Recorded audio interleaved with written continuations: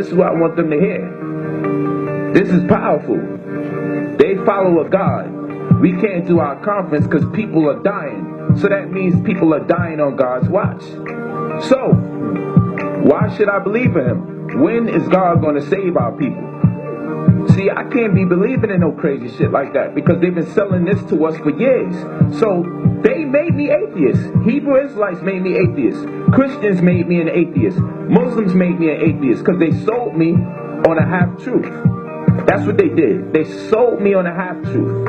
And the more they perpetuate this half-truth, the more unconvincing the story becomes. So there's an all-knowing God who, for whatever reason, hasn't decided, after the 1,200 years from the trans-Saharan slave trade, after the 400 plus years of the European enslavement, near 2 millenniums we had to undergo incapacitated, and still they believe in this God. And for some reason they make excuses for why God suggests to us that we must endure during these hard times that they profess that we're living in to this day. Why do you or anyone else believe in God at this point? It's a lie. It's obviously a lie. Unless you're telling me someone who cared that much about my race doesn't think 1,600 years is enough of oppression. What, we got to do 1 more year? 10 more years? How much more years do we have to go with this all-knowing God who made us his chosen children of Israel, and all we have to do is believe in him or believe in Yahweh, bin Yahawashi, or believe in Christ? How many more years do we got to believe in this nigga before we see some fucking results?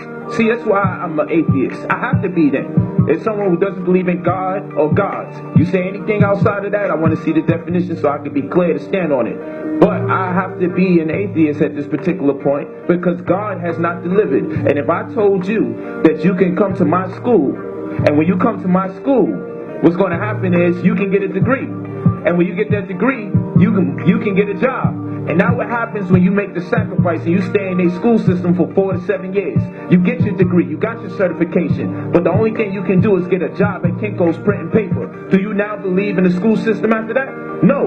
Would anybody get mad at you for saying that they didn't deliver? No. They would say, I understand, brother. They promised you something in exchange. You wanted that which they promised you in return. But actually, after all the years you invested into school, your time, your energy, and your money, after you invested your time, energy, and money, you got nothing in exchange. And now no one's going to get mad at you because they'll say, you know what? They didn't deliver. So how come we can't do that with God? When they tell me about God, the only thing they can deliver is speculation. They can deliver me a heaven, but I don't know. No one's coming back from heaven attesting to this shit.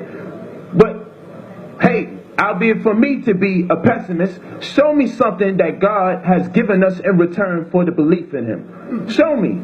You can't show me 10 people who want to believe that God is down with them, because 10 years from now when they feel the religion is faulty, they'll be in another religion. So let's be for real. Show me an absolute where we know once I start believing in God, because the same Negroes getting at me saying Polite don't believe in God, they are in different organizations, not the same organization. Why did they God do that? Well, how am I supposed to believe in God and the Negroes propagating knowledge about God can't even remain organized? How come they are in different factions trying to give you the impression that something good is going on, where if it was that good, they would be under the same umbrella. They would not be in different factions or different sects. If they was reading from a book other than the Bible, I wouldn't mind if they had different organizations. But if they're all reading the same book made by the man that made the sun, moon, and the stars, how can they impress upon my mind that I need to subscribe to that one God with the multiple factions? How does that make sense?